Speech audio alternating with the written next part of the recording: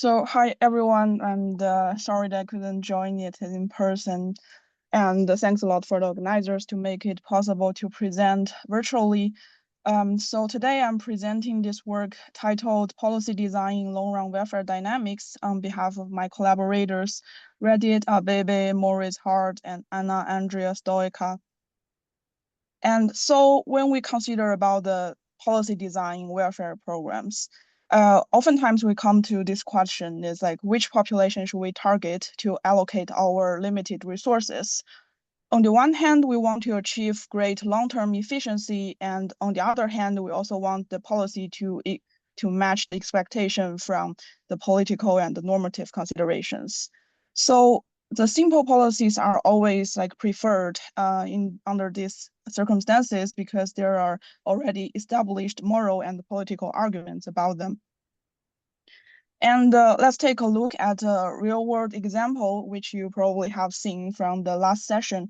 So there is like a proposal in Austria from several years ago, and it's targeting the jobless people on the job market, and it's allocating resources such as consultation and compute, like the programming courses. And how they propose to allocate these resources is that they compute the risk of these individuals being unemployed for the next several years. And they say, let's target the individuals with the median risk. So the underlying intuition behind this proposal is like, if this person is already like is having low risk, then probably it will get better by itself. And if it's like with very high risk, then probably our assistance won't help this person as well. And in today's talk, I will focus on two simple policies, which is represented by two philosophies, utilitarianism and the Russian policy. Utilitarianism in our context is trying to optimize the objective function, and people develop all types of tools in optimization reinforcement learning to achieve this goal. As for the Russian policy, it's proposed by the famous philosopher John Rawls in his book, A Theory of Justice, and where he proposed this principle of difference, saying, under any circumstances, we should just prioritize the least advantaged group of the society. And of course, this Russian policy is like being long criticized for its like a failure of achieving the maximizing the social welfare. And for example, the Nobel Prize winner John Harsanyi wrote in his paper saying that Ross' attempt to suggest a viable alternative to utilitarianism does not succeed. And also for more recent and modern research, people usually treat this maximum principle as a complementary constraint instead of like an objective function. And there is like a trade-off between the constraint and the objective function optimization. So this brings to our question, like under which circumstances are these concerns valid, and how can we compare these two policies? And to answer these questions, we propose this model. We consider n individuals and one social planner on a discrete time setting, and there is a limited budget, M budget at each time step, and one individual cannot at most receive one budget. And for each individual, its welfare level follows the equation below. So it's saying the expectation of variation of your welfare level is a convex combination between two parts. So that function, Fi function, represent the return function. It's saying like how much your welfare level will increase once you are given the resources. And the second part, Gi function, is saying like once you're being ignored, how much we will be like decaying. And when these F and G are constant functions, we recover some classical model for project management. So to have a more clear picture about our model, here is like a realized example. So here F and G, they are like a random functions, and you can see two trajectories representing the welfare level variation of two individuals in our welfare systems. So for each time step, the welfare level of each individual can be increasing or decreasing or stay the same. And with all this framework, now we can formalize the policies I mentioned from the beginning. The first is like the utilitarian policy, and the second is like the Russian policy. So based on your available information, for example, if you only have access to the observations of your welfare levels, then maybe as a utilitarianism believer, you will choose those with the largest welfare level. And if you are a Russian policy believer, then you will choose those with the smallest welfare level. And also, if you have further information, you can estimate the treatment effect, then probably as a utilitarianism, you will just treat those will give you like the largest treatment effect.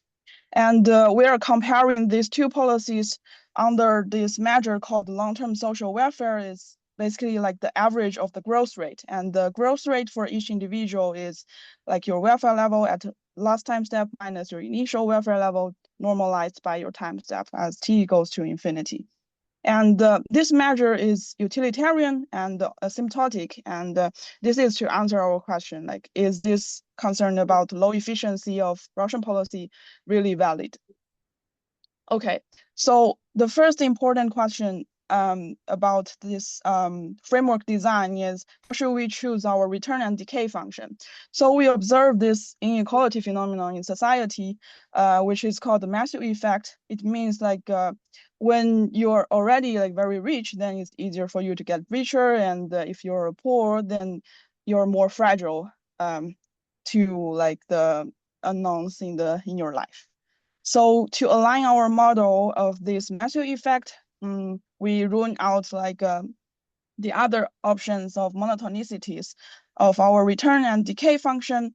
So we assume our return function is increasing with respect to your welfare level UIT, and your decay function is decreasing with respect to your welfare level.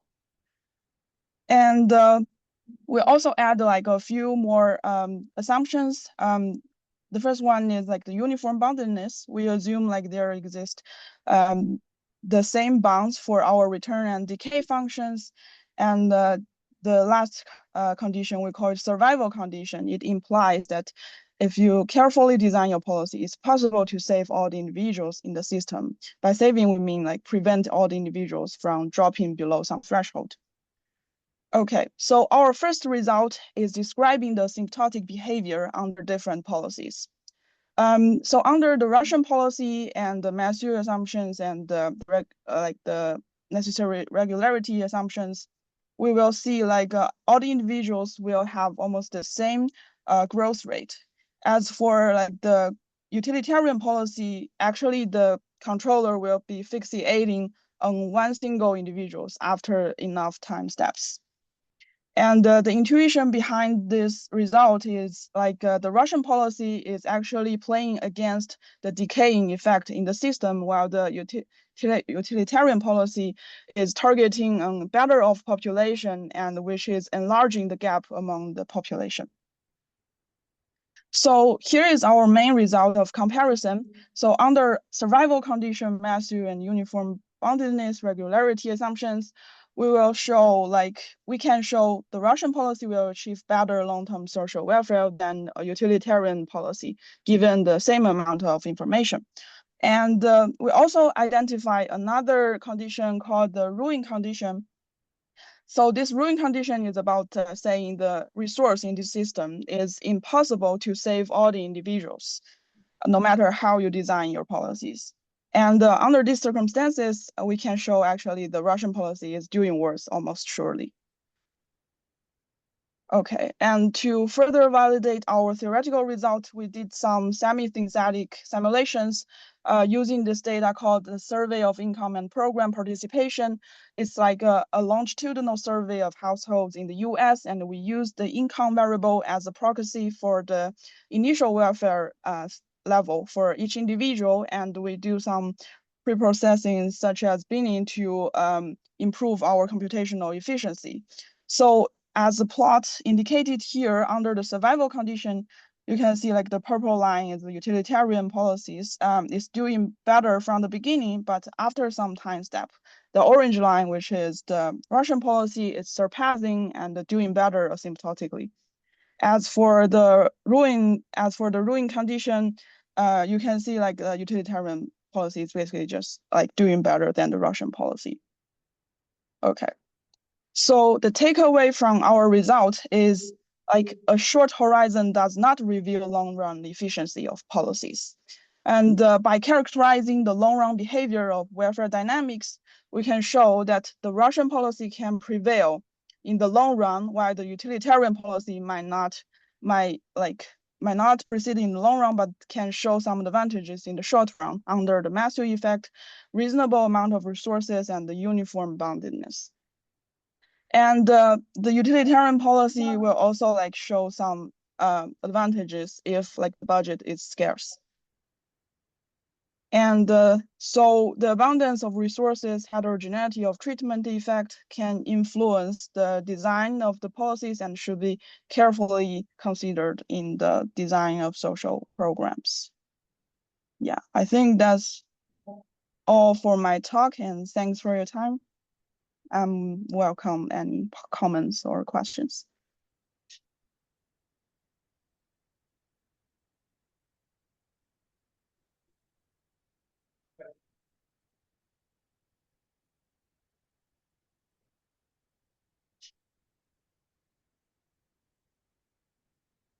Thank you for your talk and really cool work. I'm wondering your metric that you're comparing the two policies, the long-term social welfare is itself utilitarian?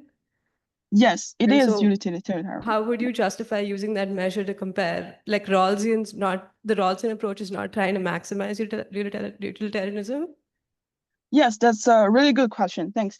I think this measure is carefully chosen by us because we want to say like people are criticizing Russian policy for being like low efficient. Like they're saying like in the utilitarian standard, Russian policy is just terrible. But we want to say like, let's just use your utilitarian measure and let's see if Russian is really doing worse. Like it's really doing worse like under which assumption and under which conditions. And then we show like under the reasonable assumptions, Russian can actually doing better than your utilitarian policies.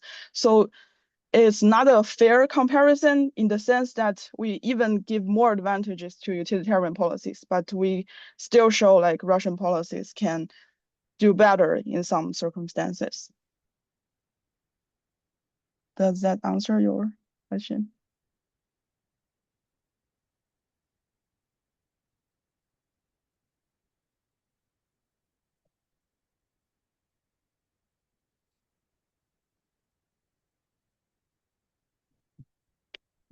Thank you so much for a really interesting presentation. I just have a very practical question. How do we know whether policies, short term or versus long term? Like, what's the time frame here, maybe in real world? That's a really, really good point. Thanks for the question.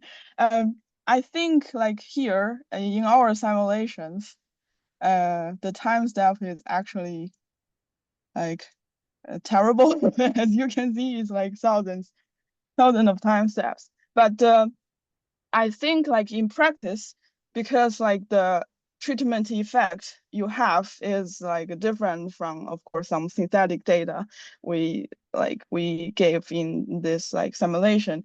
And this time framework should be actually like carefully identified by like your treatment effect and your amount of resources. And our analysis in this sense is kind of limited because we didn't give like a finite horizon analysis. We only give like asymptotic results. But I think this is like a very interesting question to ask, like what is the right time point to check? Like this is like the right time to comparison and to see which policy is better in practice. Yeah, thanks a lot. Really good point. Okay, thank you all the speakers, and yeah. Thank you.